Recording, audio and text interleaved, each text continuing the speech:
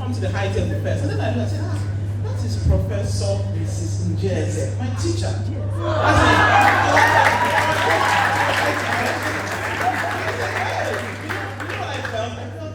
Did I sign my radiology logbooks? Do I come around?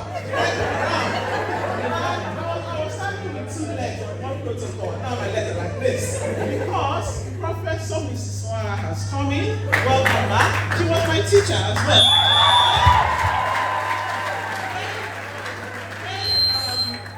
We used to have our pathology lectures at the pathology block over there. She taught us hematology. Welcome back.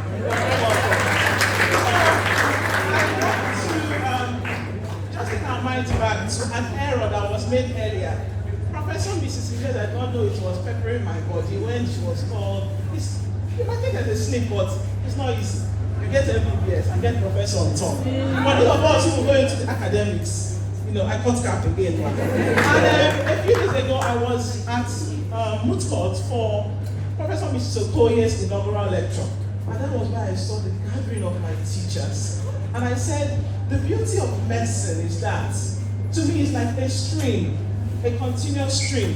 Your teachers will keep passing down knowledge to you, and then you, who are doctors today, would one day stand here, maybe in 2 years' time, 3 years' time. For me, I'm standing here 13 years later to share my experiences, and I really want to thank God for a beautiful day like this, standing on the shoulders of my teachers here.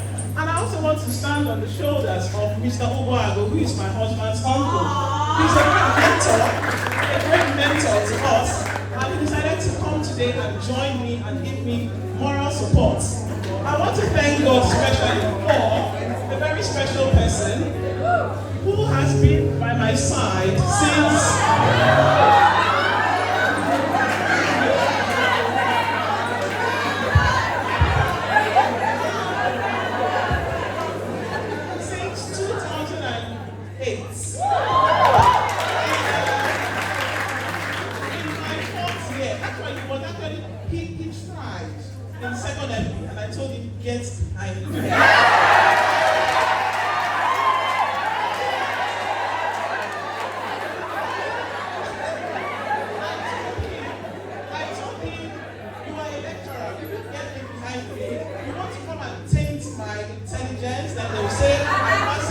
because of you, get behind me. So after the past second, we decided to talk, and he has been a pillar of strength, a friend. And I want to thank God for Dr. Antonius, as an associate professor.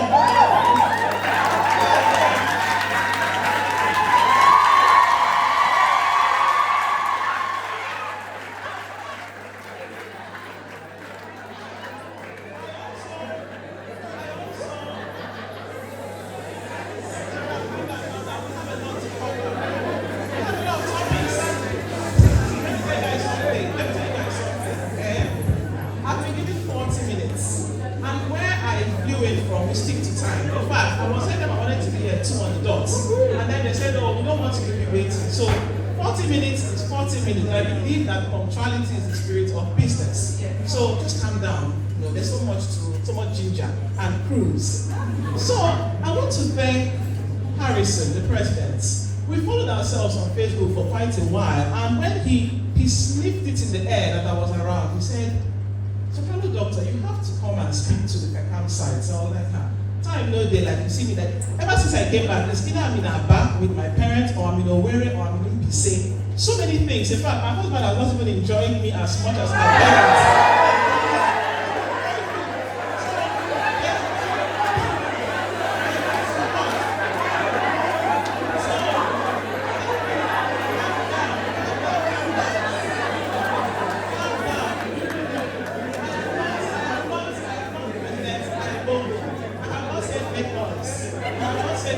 So when I say tell them to make noise, then they can make noise. Now, Harrison has been trying to get me, but the way God works these things out, he just arranged that I was in Enugu this period, and Actually, I've not been in Lagos for a BBC interview. My YouTube channel in Igbo has gathered international traction. So I'm supposed to be there, but that's calm down. Then I also want to thank Philip, your ex-president, Philip Nego. He will tell you how he got to know me. I organized a getaway for the Eastern students of Afro-Medics. They actually went to Nikele to have a good time, for part of my dad's birthday giveaway. And he joined them. And then he was asking, who sponsored this thing for you guys to come here and be eating buffet and enjoying yourselves? And they were like, he's the founder of our NGO, and she just wanted us to have a good time. It was something we did nationwide, because we're, Eastern students, the Western students went to Federal Palace Hotel, the Southern students went to the golf course. Just something I just did to make medical students happy. It's just something I started during the pandemic, and that's how I got to know Philip. You see, one thing I've come to know in this life, you're not here by mistake. This is a Christian gathering, this is a Catholic gathering. You must believe that your steps are ordered by the Lord. God has been so good to every one of us. I'm SopranoDoctor, so there's going to be music as I go along. My husband knows, he tells me sometimes, can't you keep quiet? And I told him, well, when you were dating me, I was singing in Semolubas under the great Watchman. So how can you say you don't know? So when I drove down here, the song that came to my mind is a very popular hymn. A hymn in Pidgin and Igbo. And it goes, for those that know it,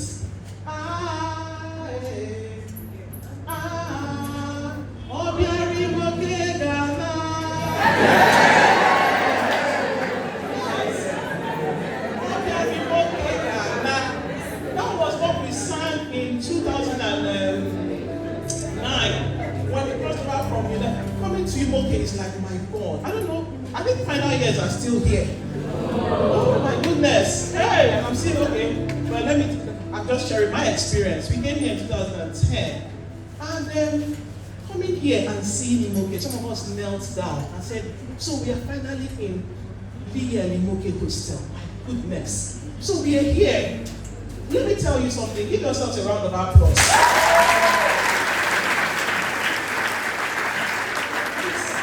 It's one thing to study medicine in the world.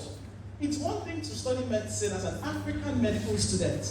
It's one thing to be a Nigerian medical student, and it's something else different from Balablu. to be a UNN medical student. Others are going to medical school. You are going to be there. Lions scare you. But somebody said, my dad, when I came into UNN in 2004, father said, I stayed at home 2 years. I will go to that gist. 2 years at home. And when I got into jam choked me. I couldn't breathe.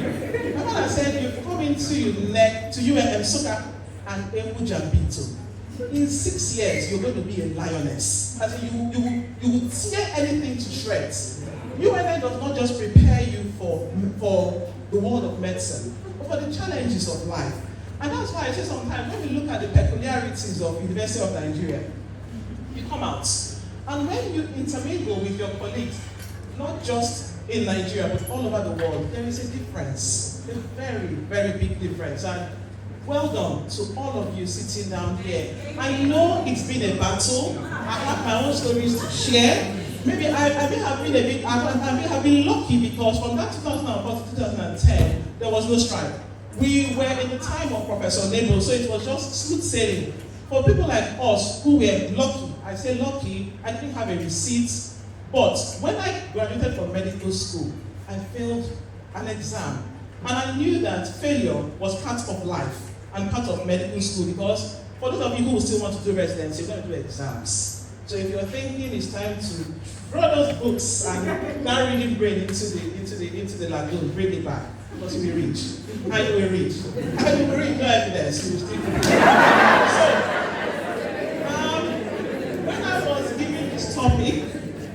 when I was giving the topic, first of all, Philip had reached, so Harrison and Philip had reached out to me. And they just sent me a generic invitation saying the sendforth was going to hold on the 10th of September. I said, okay, fine, I'll come as a guest. I didn't know I was going to be the guest speaker.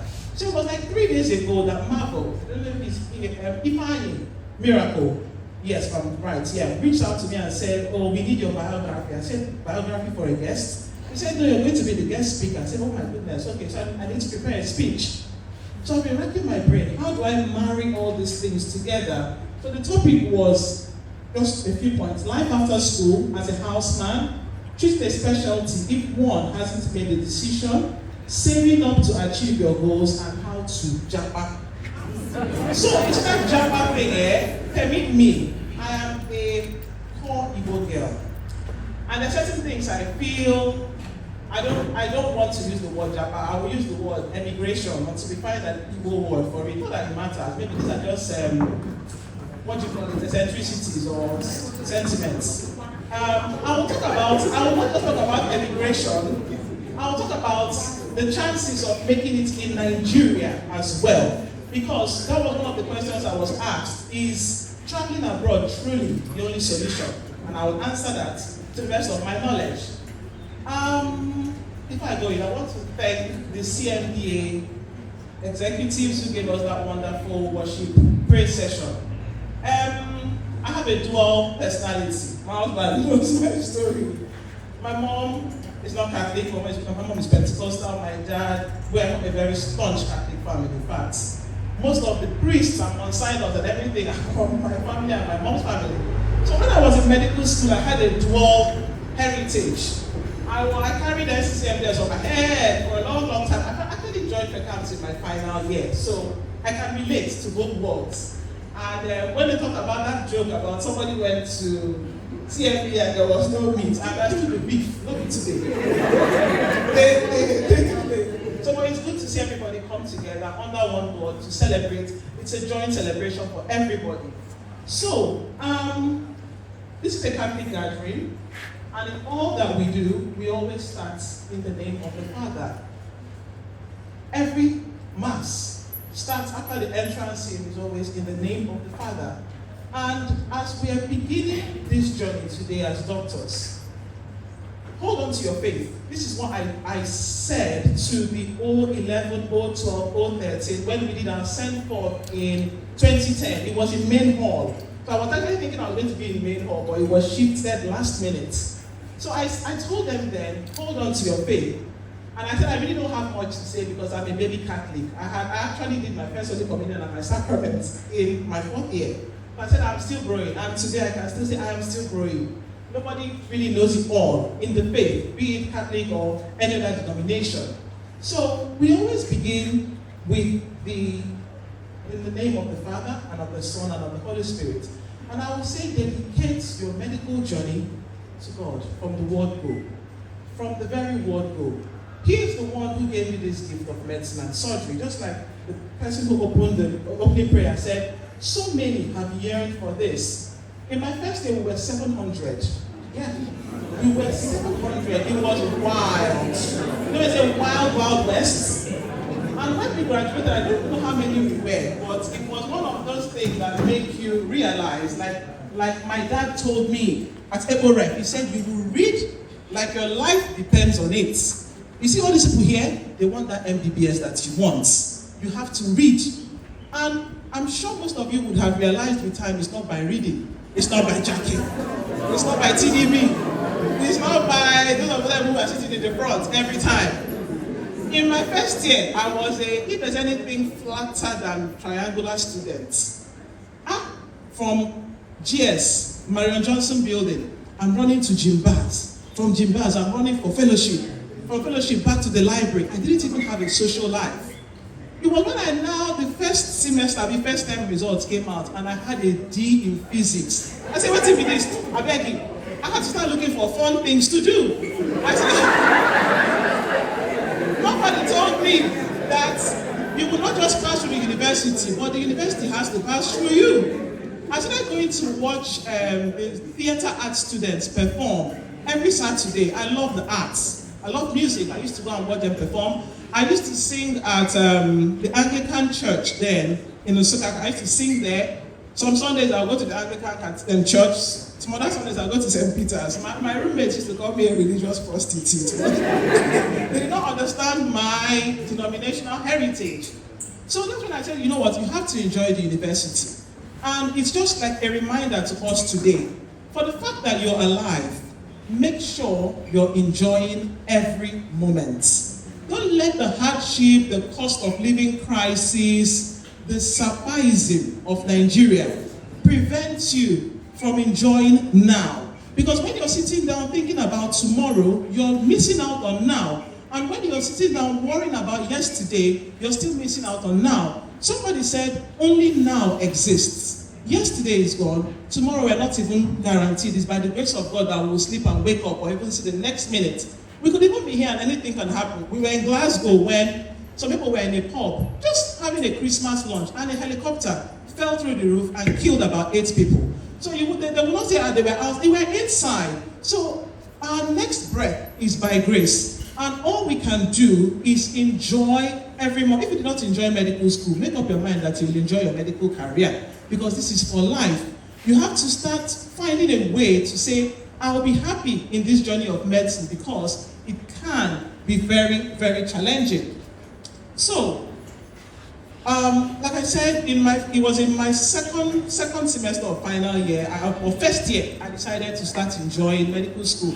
And I give God the glory. Oh, hey! See, there's some kind of students that you know that you are robotic. You don't need anybody to tell you because they'll be saying, and if you did not cross over, child, you know what they will do to you. I thank God though, I crossed over from Osaka and came to Enugu campus to the glory of God. That 2005, my parents even came, but my father really spoiled me and he's dealing with it right now because he's trying to measure up to that is girl thing. So my parents brought me from Aba to Ibiam. I'm a great Ibiamite. I don't know who else. So they dropped me at Ibiam Hostel. And my father was not like, well done, Ogechi, we're so proud of you, you've crossed over. You're almost a doctor. My mother said, please, James, stop it there. She has only crossed over from pre-med. This is the real thing now. This is the real thing. And I had an uncle who did medicine and surgery. He's a doctor in Florida. He was telling me then that you know that until you've passed second MP is the rate limiting step. Until you've passed it, you're Johnson and cruising. You're wasting, you know, that kind of thing. So I knew from my second year that I had to take it headlong. So we had passed through Bio 101, Physics 101, GS, Mathematics. What were you those things for? Mathematics. And now we were now in UNEC to get ready for anatomy, physiology, biochemistry. I hated biochemistry. I don't know how this man came into the picture, but God knows, even till today, when we start talking about blotting and passaging, I'll be like, I cannot, don't start. So, God, in his faithfulness, saw me through second MP. It was in my third year I joined the choir, and that's where I want to remind us, it will still tie into my talk. I've started the talk actually. What are your talents? They will save you in life. They will make you sit before kings. They will open doors for you. And when we talk about talent, one thing about our world today and our talent shows, we tend to focus on the discrete talents that we can see. Those that can sing, those that can break dance, those that can twerk, those that can, whatever, those things that we can see. But maybe your talent is that you are very good at listening. Or your talent might be that you are a good counselor. Or your talent might be that you're good in decoration. I know that we had organizing secretaries for the different fellowships. Hold on to your talents, polish them, hone them. They will open doors for you, not just in Nigeria, but outside of the country. I will tell you how music blazed a trail for me in ways I did not expect. So in my third year, I joined Semolumba's choir. I remember the very first day, Ochman, the great Ochman, told me to audition for him. And the song I sang was, Be thou my vision, O Lord of my life, thou hast been the slave that thou art, thou my first hast been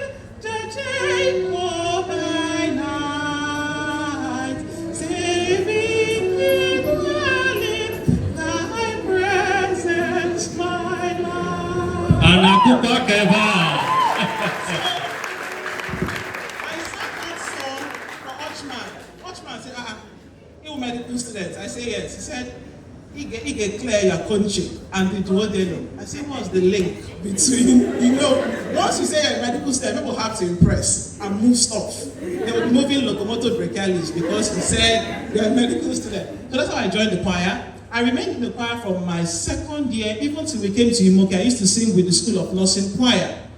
And I passed through second MB. After my second MB, I got into a relationship with my husband then. And it was a very difficult time because I was preparing for my third MB. Calm down, let the excitement. There's nothing there.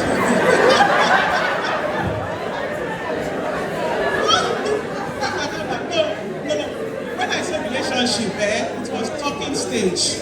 Please. We were just talking.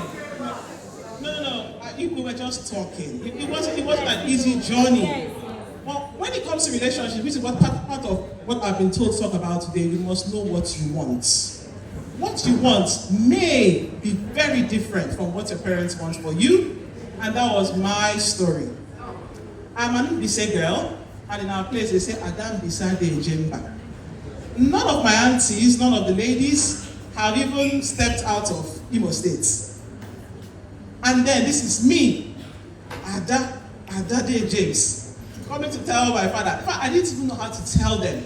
I told my grandparents first of all, but somehow, mothers are very observant. They notice when their daughters start answering calls in hidden places, and during family prayers, your mind is distracted. So my mom said to rifle through my things. I saw a picture that we took in front of St. Mulumba's chaplaincy. This is how we stood though. We stood like this. That picture was taken when Bishop Buji, the then Bishop of Enugu, came to dedicate our chaplaincy. My mother saw me and said, who is this person? I said, I had passed my second year, I was in fourth year. I said, he's somebody who says he wants to marry me. Mom said, hey, Jesus. James, call my father. Your daughter has married a man. Jesus! The way my father ran into my room like there was an earthquake. He said, what am I hearing? I said, Daddy, please, don't mind mommy. She's overly dramatic. This man just asked me, proposed to me. I said, how did he get to proposal? Now people have to start from talking. How? When did all of this happen? He said, we sent you to Enugu to go and bring MBBS Nigeria back to us. Not bring a man from Enugu. What are you talking about? Man, that's a story for another day. A story for another day, but that is part of my story. And you might be in that situation, but you have to know what you want. Your parents think they know you. Your parents feel your mom gave you her DNA, your dad gave you her DNA, but then there is a you. And it matters in the world of medicine that you're entering because you need a supportive spouse, be it the wife, be it the husband. My husband joins me sometimes, he's a medical doctor. When I'm preparing for my OSCEs, he chooses to be my patient and I use him to practice. If I wake up at night to study, he wakes up to make me a cup of tea, to massage my back. When I go for my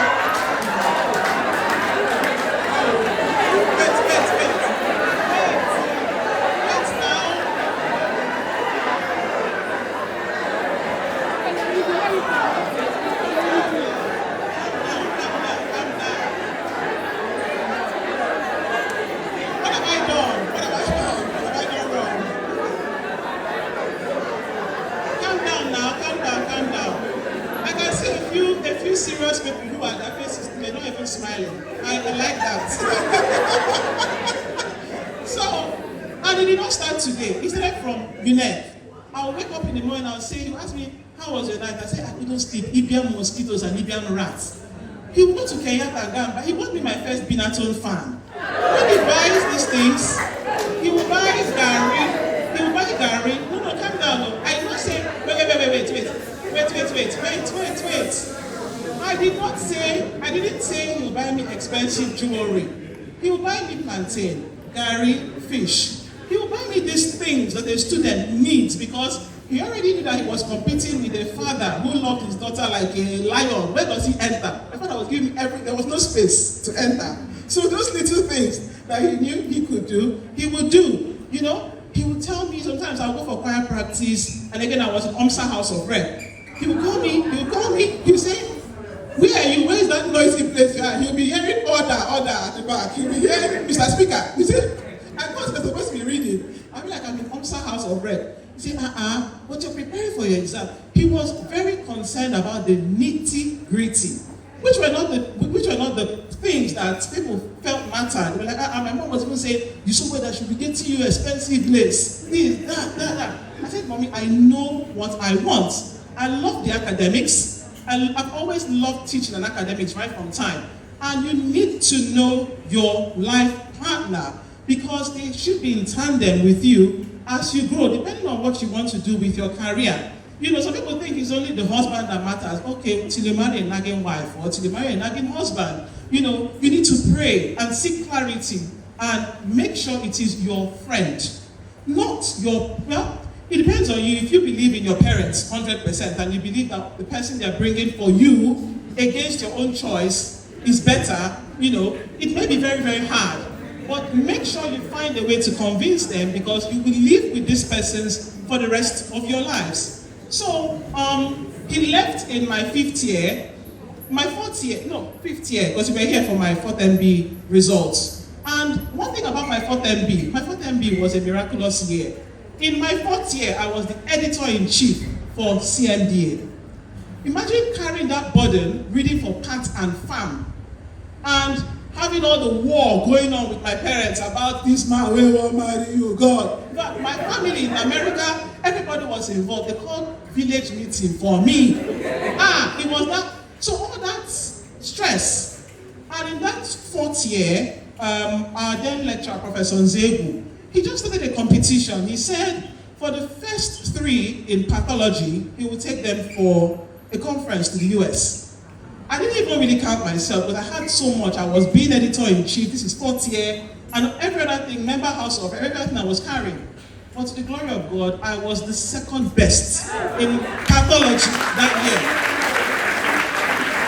In addition to that, the late Professor Aji started some awards for the students of the College of Medicine. For each class, best dressed male, best dressed female. I don't know if it's still going on now, but it was a very lovely thing, my goodness. So at that year, I also won best behaved female medical student. And you know, there was some money that came with it that really helped my life. I thank God for that one. So these are all the things that joined in shaping me. You might be thinking, why am I taking us back? I'm taking us back for you to reflect on your own story because it will help you chart your own course about what you want to do with your MBBS. My surgery professor then, Professor Ken Agu, used to tell us that, salute to him. He used to know that MBBS is the bread. It's now how you're going to butter it. Are you going to remain an MO, which is okay if you know what you're doing with it? Are you going to go into residency, which is okay if you can carry the challenge of residency? That is another journey altogether. Are you going to go into tech? Are you going to go into politics? Are you going to go into ministry? Are you going to stay in Nigeria, which is also a gold mine? Are you going to emigrate? It depends on what you are. You going to throw medicine away? So at the end of the day, you know yourself. And that brings me back to your why did you study medicine? Some of us studied medicine because of our parents. Some of us studied medicine because we had brothers and sisters that were doctors. Some of us studied medicine because we were the best in biology in secondary school. Me. Some of us studied medicine because we love to care. That's another thing about me. In primary school, you can imagine primary school, I had a cardboard box with a small container of Dettol and plaster. And I was always in the nurse's station to see what the nurse was doing. And my mom used to say, okay, you should have studied law. You can talk. And my father said, no, Carol, this one, doctor, her brother, engineer. You know how they will baptize you. After they give you a baptismal name, you have your professional name. So every time you want to step out, you say, doctor, my young doctor. So it kept ringing in my mind. So why you chose to study medicine is what will determine what you will do with MBBS. So I started with, in the name of the Father. Now you have to do some self-reflection, some self-confession. I'm going to the confession of the, I confess to Almighty God. I'm making this speech according to the pattern of the Mass. I try to find a way to, this is a Catholic gathering. Tell yourself today, why did I study medicine? And what is it I want to use my MBBS to do? You are highly privileged. You're the creme de la creme of society. They used to say then that the three revered professions were law, medicine, and the priests. So you are, and in fact, the way it is in the West now, the priest is now carrying those to the law because they come to you with their problem. And then patients come to you to confess because over there in the UK now, there's a very big separation between church and state. We don't even talk about religion anyhow. You know, there's a story of a GP who was referred just for praying with his patients. Even a Nigerian nurse who was sacked because this patient was on palliative care. For those of you who have done your surgery, oncology, this patient had cancer, end-stage cancer. And the consultant had told her that she had 3 months to live. She should get her family together. So when patients are at terminal stage, there is palliative care medicine. It's no longer coming to give them morphine and give them adjuvant therapy and all the adlidomabs. You just tell them, now, this is what the prognosis is. We think you're going to last just 3 more months. Gather your family together. What do you want to do? Do you want to die in hospital? Do you want to die at home? Do you want to die in a care home? The lady said, that she wants to die at home. So he said, get your family together, put your will in order, because families don't like it when they are busy flexing in the club and you just call them, your mother has died. No, they want to be there with them. So this Nigerian nurse who had just arrived with her zeal, Nigerian zeal and fervor, came to this lady's bed. For the first, she saw this lady withdrawn for the first time in a long time. She said, what's going on? What's going on? She said, I'm so down. They just told me I've got just 3 months to live. She said, God forbid. It's a lie. No. Who said that? She said, it's the professor of oncology. He was here for the grand round.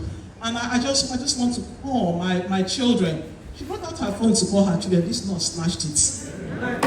Whose report will you believe? Who said that? Oh, no. She started to pray for this woman from an innocent place, from a place of concern. Pray, other nurses were shocked.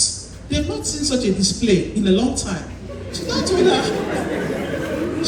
her, it's not your portion. You will live to declare. Let's not laugh. You can fall into, notice that the cultural difference is if you want to japa, as they say, one japa, think about these things.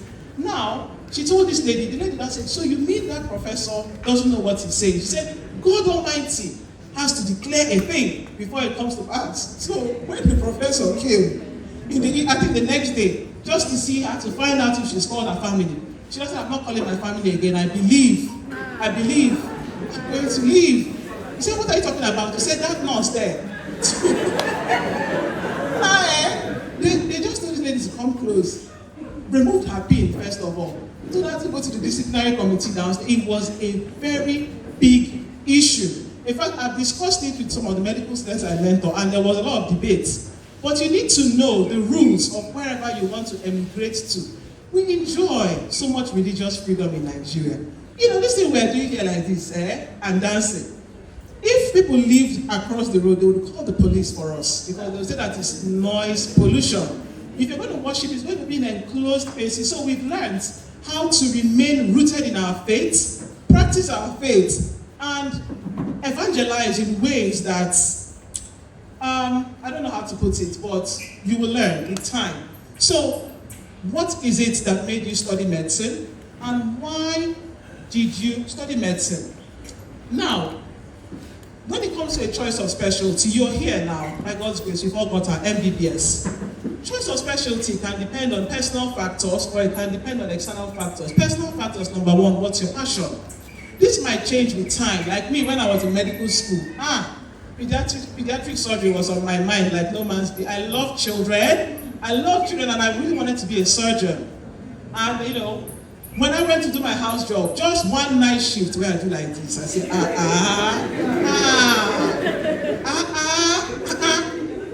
See what thing about me, I love my sleep. Oh.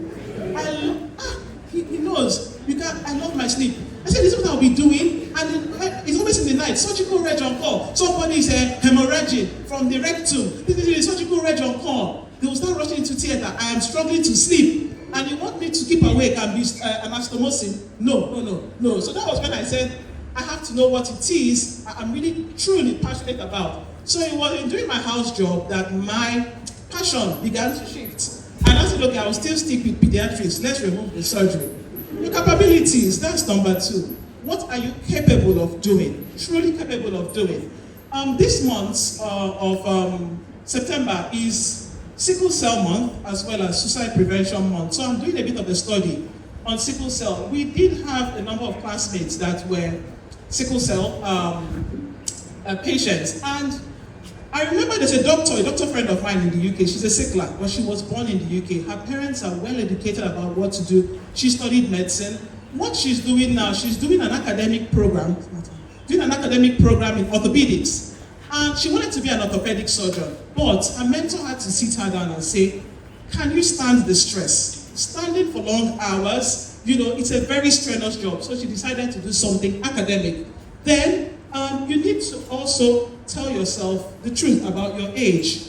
Some residency trainings can be quite long, and the exams that you will need to write, you might not even pass them first time. So tell yourself, am I ready to stay this long during my residency training? Then external factors, your parents, you might want to do a specialty because maybe your parents are pediatricians or surgeons. You want to carry on the family lineage, that's one thing. Again, your mentors.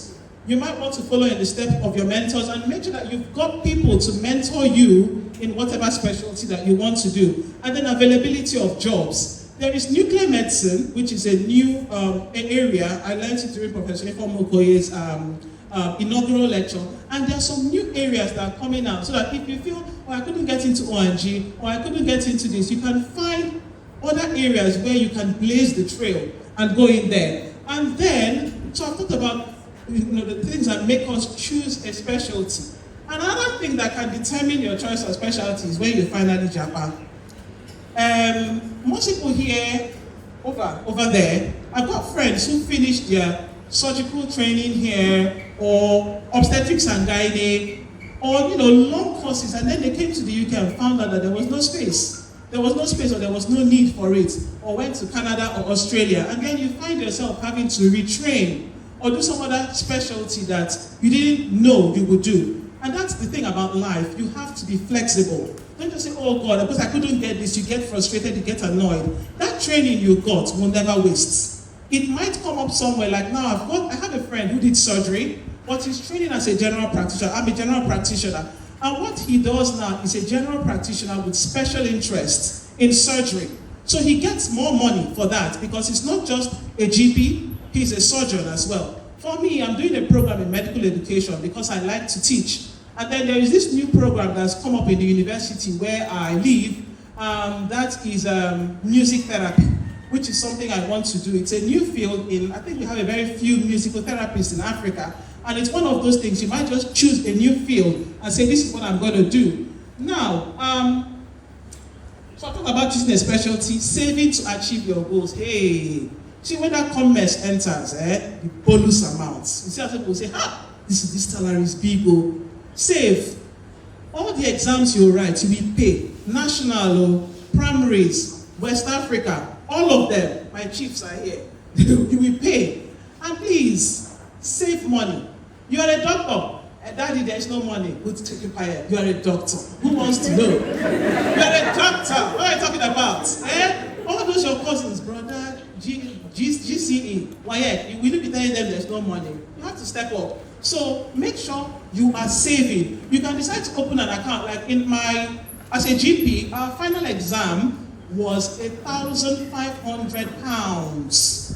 £1,500. Calculate that with the exchange rate of about 1,000. So what they told us when we entered in first year was open an account and be putting money aside so that by the time you get to final year, when you have to write that exam, you have enough money kept aside. So always think about it. So not when you're ready to write the exam, the money is not there. And like I talked about your talents, have a side hustle if you can. If you bake, if you sew, if you drive, whatever it is, because the way Nigeria is going right now, man, things are hard.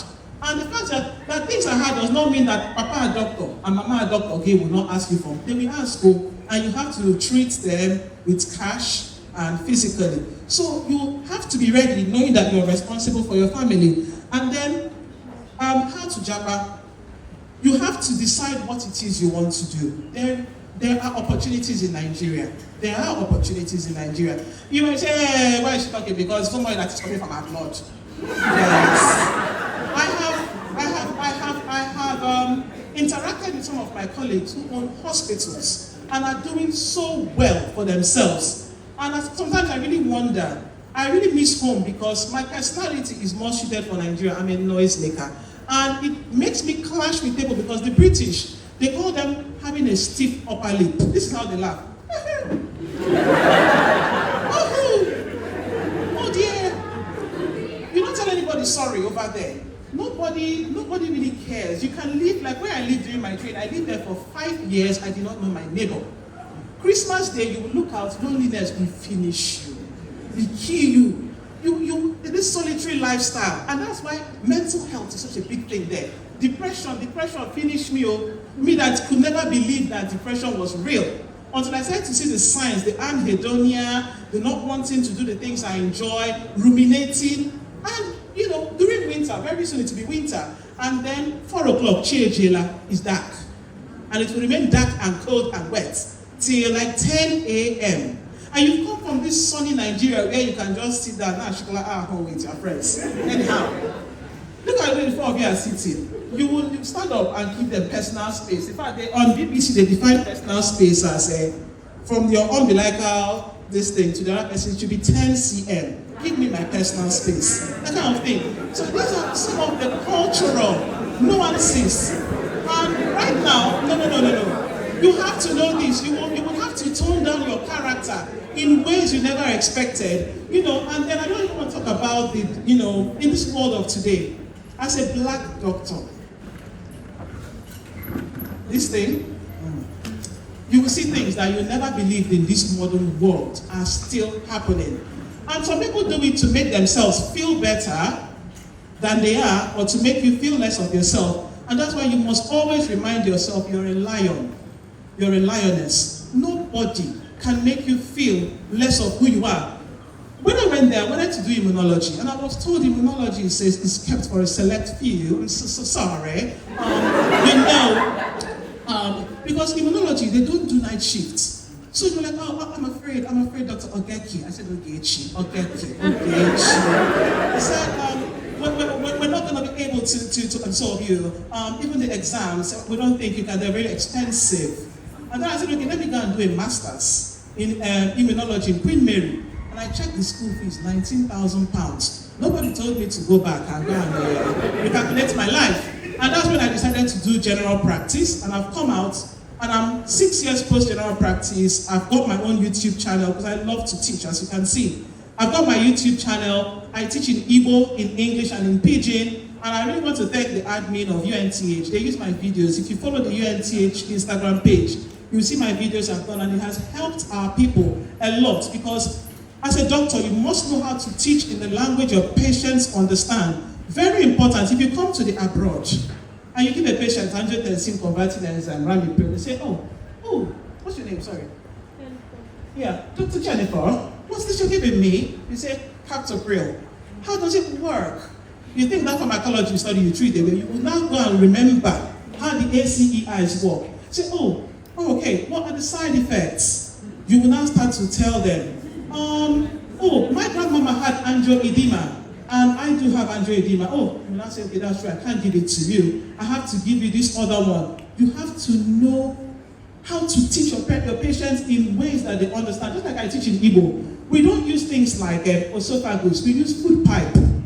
Urethra, we use water pipe. They must understand you, if not, they will sue you when they go back and something happens. Just like this month now is suicide. I just want to do a little bit of a teaching because this is Suicide Prevention Month. Suicide risk assessment. Some people think it doesn't happen. It happens. It happens even in our environment. But we don't like to talk about it because of the stigma, and these are taboo topics. How do you do a quick suicide risk assessment? 4 questions. Are you planning to take your life? Somebody with depression has come and said, "No, I'm tired. I don't want to leave." You think that they're seeking for attention. You ask them, "Okay, why?" "I can't cope. I'm tired. I'm fed up."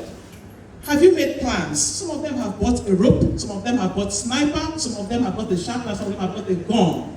Now, you then ask them, what is preventing you from doing it? They can say, my fine bobo here, or my beautiful wife, or my loving children. And then you ask them, have you done it before? And if they say, yes, I've suicided before, then you need to get the crisis team. They are like the rapid response team. They come and get the patient. What they now do, they'll take away all their medication, because most times, most patients will go and swallow all the diazepam that they have, or all the morphine. And it will come back to you, the doctor, who they told, "I wanted to commit suicide," and you just wrote it there in the notes. The patient was suicidal, and you did not investigate further. You could go to jail for that. The kind of things that make us get into trouble in the West, you find yourself practicing what we call defensive medicine. So if you know you're a very happy, happy-go-lucky person, get ready. Things that will put you in trouble. What was the latest that happened? The Nigerian doctor who had just come. This white nurse had just put to bed and was breastfeeding her baby.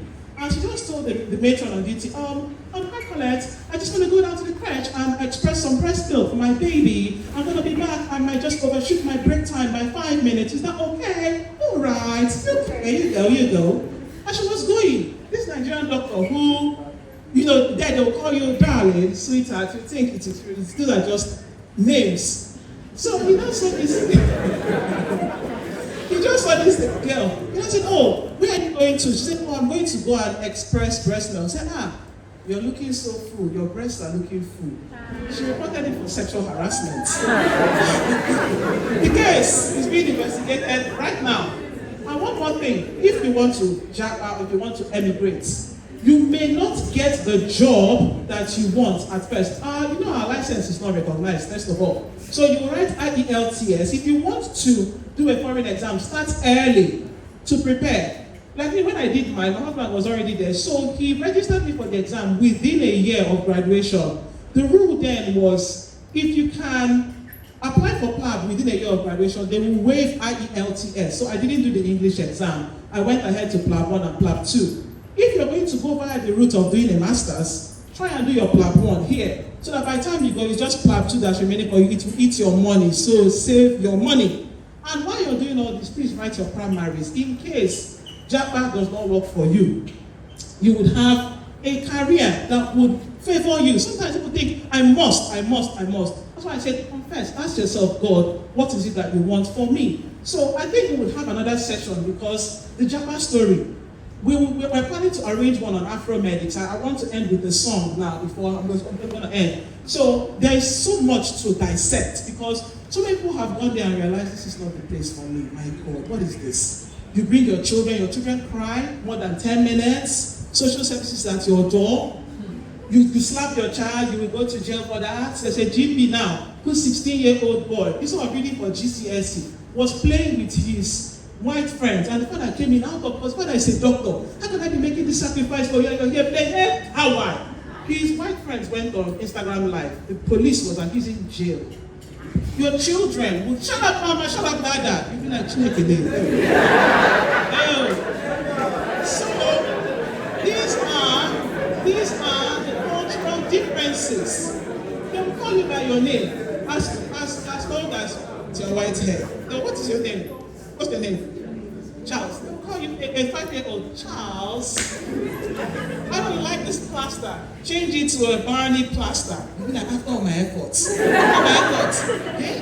If you make their children unhappy, the two disciplines with the biggest litigation, O&G and pediatrics, and that's why most of us shy away from it, and that will also shape the decisions for your residency. So I'm going to end with a song. It was Our Lady's birthday a few days ago.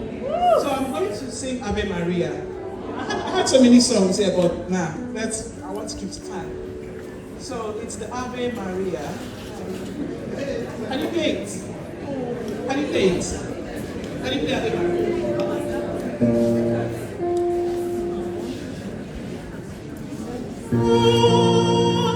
Ave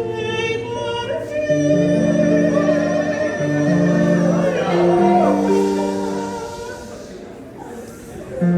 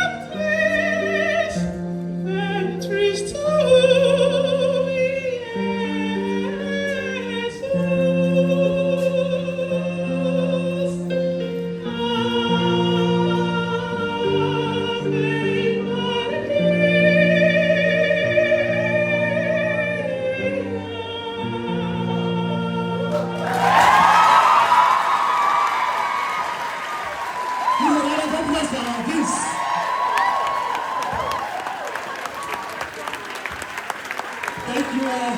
Thank you.